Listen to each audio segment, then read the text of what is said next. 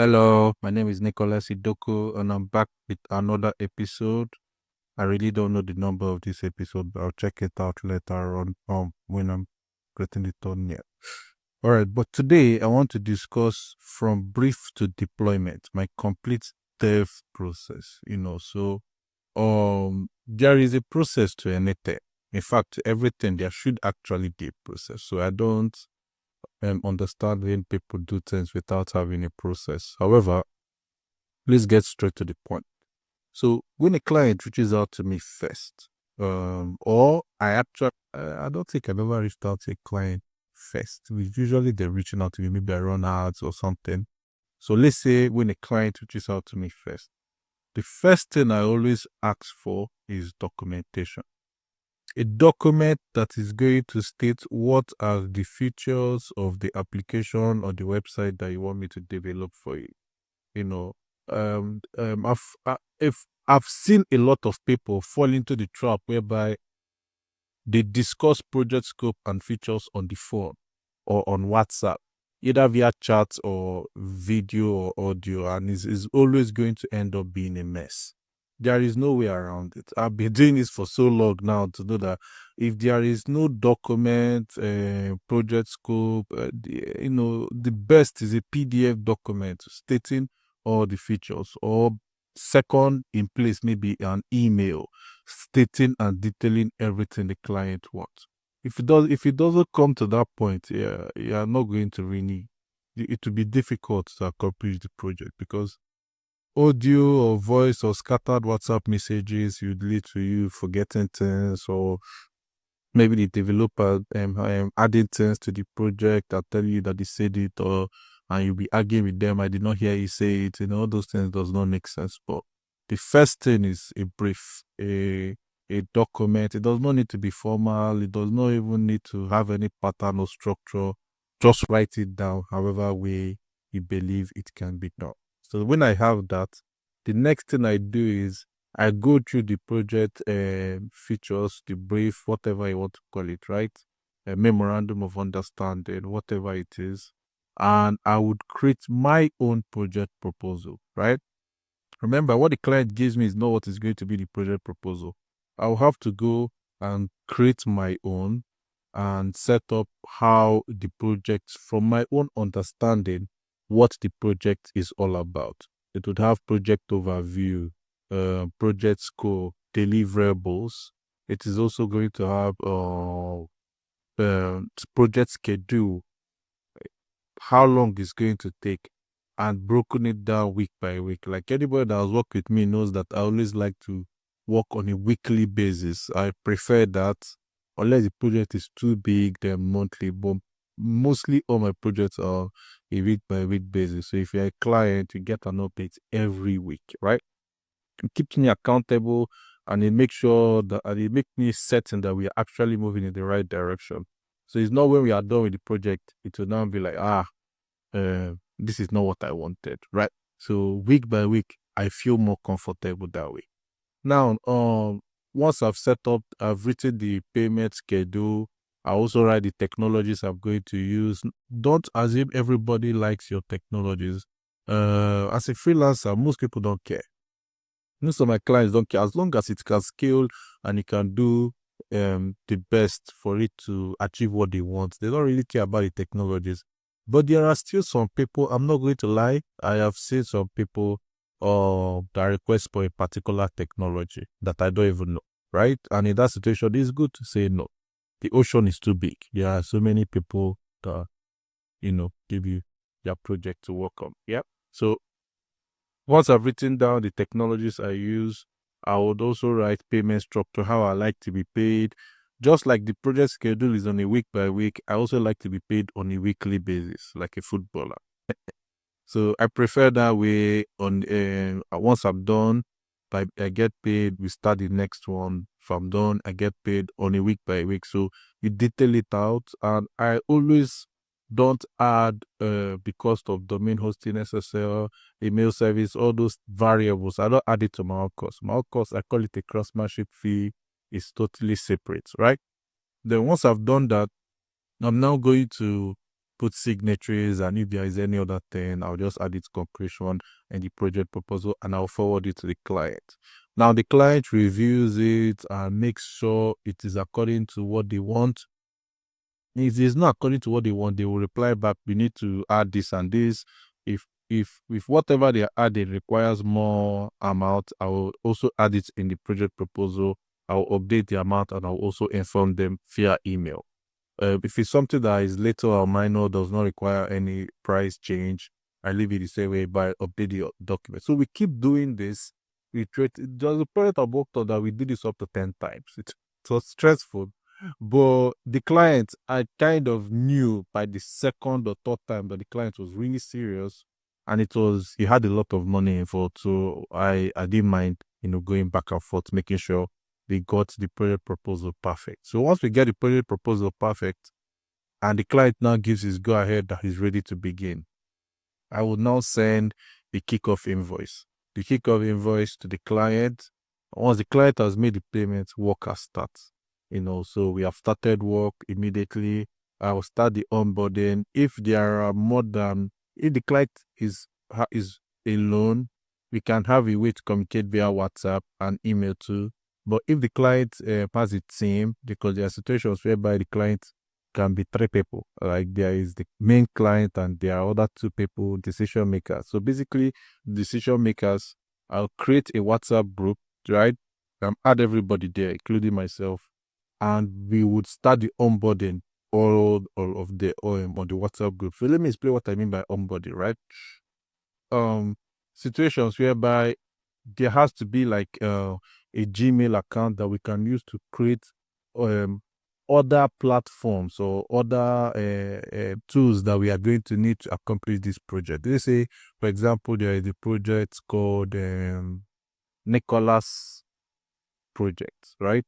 So we'll create something like nicholas@gmail.com, right? And from that nicholas@gmail.com, we will now use it to create Namecheap, because Namecheap is what is going to be used to do the domain hosting and SSL or whatever platform you want to do that. Don't use your personal, and also don't advise them to use their person. So they need to create a separate email address that would be used for the operations of the platform, right? So we use it to create Namecheap, and that way it helps for documentation and making sure everything is under one umbrella.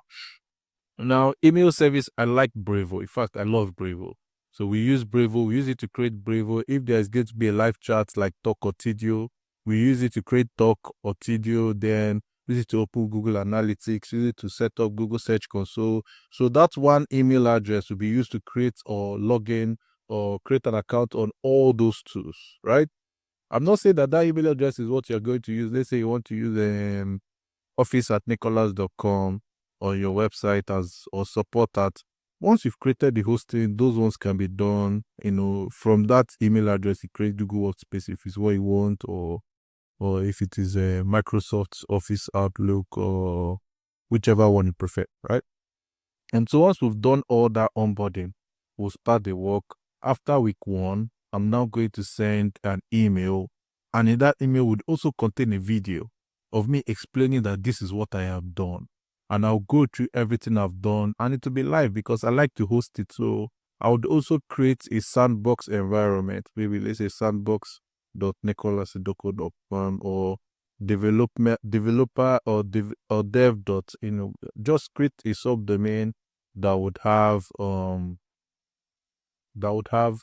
where the client can actually see what's going on or what you're actually doing. So it's not a matter of you just explaining with your mouth or saying this is what we have done, but you can't see. No, I don't like working that way, right? So once we have that set up and the client can actually see it on week 1, the client can now let me know if there is any observation, if there is any confusion, what do we need to change, or maybe move this text to this, change this text to this, or I want this image to be this. They'll send me an image, right? We'll do all those things. If the client now feels comfortable to move to week 2, the client now makes the payment for week 2 and we proceed for week 2. So we'll keep doing this till we are done with the project. That's why I love the week by week something. So every week we convene, I'll send the update, they'll go through it. If they want to set up a meeting, we would have a meeting, talk about what we've done, how do we proceed, is there any question. It's kind of like agile, if art is agile. So funny enough, I was doing this before I even really understood what agile methodology is, and don't come at me, I've been doing this for so long, for 12 years now. um, so that is basically the process till deployment. So we just keep doing that till before you know it. If it is a 6 weeks project, the 6 weeks is done, the project is done. Then you move it from the sandbox environment to production. And once it's on production, it's live. Then the next thing you will now start doing is making sure you are available to provide the needed support if there is an issue, because you are not perfect. There may be a little bug somewhere, maybe admin has something to fix, and try to look at it like it's your project, not actually it's the client's project. Because if you look at it that way, you'll be incentivized to make sure it's always working perfectly, right? Because it's kind of your baby, your project, basically. Yes, it's not your project, but it is your project, if you get what I mean. So that part is essential, and I love that part. Not I actually love that part, yes, but one of the reasons I truly love that part is because I know deep down it has worked for me so much in my freelance journey. If I do a good, if I give the client a good experience after launch, the probability that that client is going to refer me to another client is always almost a million times possible.